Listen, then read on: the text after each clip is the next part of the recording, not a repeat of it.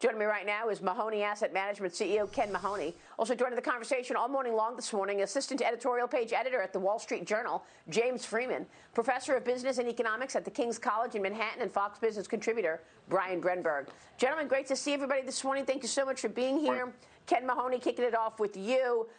What's your take in terms of allocating capital to this market, given what's gone on with tech? I mean, you've got this huge run-up over the last couple of years and then a real rollover in tech over the last couple of weeks or so. Do you still want to be a seller of big tech? So we're equal weight. You know, we're in that stay-at-home economy for quite some time in that kind of long technology trade, overweighting. But if you notice, actually, not in the last couple of weeks, Maria, but you have to go back to November when Pfizer came out with the vaccination, and a week later Moderna came out. And you start seeing money shifting to other industries, which is positive. I mean, how long are we going to hide out in the stay-at-home economy and in technology? So it is nice to see it's broadening out.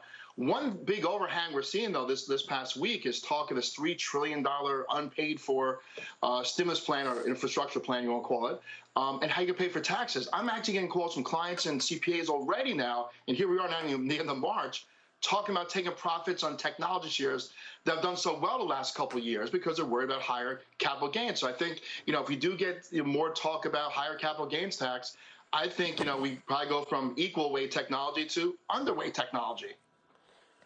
So you do think that the idea of taxes going higher will dampen what has been a very strong stock market? I agree with you. That's what I've been saying. If you're going to take the capital gains tax from 20% to close to 40%, obviously you're going to see people want to get out of their portfolio in 21 as opposed to 22. Yeah, it seems like game over. Look, we were counting on the moderate Democrats to kind of, you know, have some common sense here. But again, there's no common sense, it seems. I mean, look, they're running and racing as fast as they can before the midterm elections because they may get whooped in the midterm elections like Obama did. So they learned that playbook from Obama, which is get these things done now. So they're running really fast and heavy. I mean, I call this a two-act play, by the way, Maria, which is the first act, stimulus, good for the market. The little plot twist here now is higher taxes in the second act. But quite frankly, I thought the intermission would last maybe 3, 4, 5 months. I didn't think it was going to be like measured in 3 days. We go from a 1.9 infrastructure to a $3 trillion, I'm sorry, 1.9 stimulus to a $3 trillion, infrastructure bill. I thought that was going to take months to do. I thought we'd be talking about this in the summer or fall. And here we are running, racing already towards this problem. Yeah, and look, they keep mislabeling everything. They call the spending package a COVID bill. It was only 10% COVID. Now they're calling the Green New Deal or the climate deal an infrastructure package. So it's a little mislabeling going on. But real quick, I want to get James and Brian in here on taxes and policy. But your thoughts on the Suez Canal. That blockage putting strain on global supply chains. Can Lloyd's List estimating the stoppage is costing $400 million in goods an hour. $400 million in goods per hour. Ken, how badly would the blockage affect global supply chains? Does this become a problem for the economy?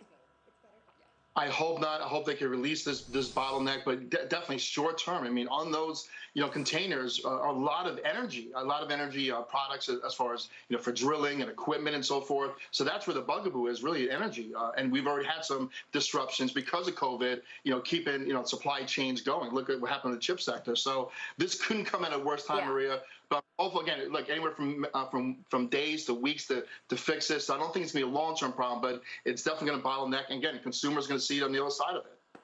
Yeah, I would think so. James Freeman, jump in here. You heard Ken's comments about policy, higher taxes impacting markets. Your thoughts on what strikes you about all of this news this morning, whether it be the policy changes, James, Biden's press conference yesterday, and then we'll get into tech later on in the show, that big tech hearing.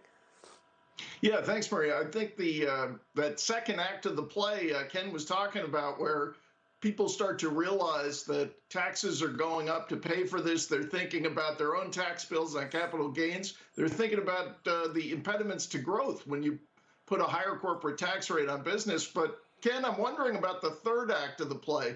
Do you see a point, maybe it's not this year, maybe it's next year, where people realize a lot of the new spending is not funded with taxes, but with ever more debt? Do you see a third act where people start to be concerned about the federal debt burden, the value of the dollar, the huge obligations that are soaring past 100% of GDP. Yeah, that's a big concern. And look, the bond market's sniffing that out already, right? We saw the velocity of 10 years go from, below 1% to 1.74, I think was the top there. And to your point, we can service the debt when rates are low. Rates start going up, how are we going to be able to service that debt? So there's no talk about anything about deficits. There's really no talk. It's really about tax and spend, the old kind of Democratic way, unfortunately. But to your point, James, there will be a third act, and that's the concern that one day this will be a debt bomb. And by the way, probably both sides have some blame in this. And again, we can service it right now with low rates, but if interest rates start going up, that's when this can be set off, unfortunately. Yeah, I'm always perplexed as to why markets don't respond to the increasing debt levels. Markets don't respond until they do. And then once they do, it's sort of this sharp, cycle, which is dangerous. I know that. Ken, it's great to have you this morning. Thank you so much for your insights. We'll see you soon. Ken Mahoney joining us with all of those risks ahead. Your morning mover this morning is Nucor.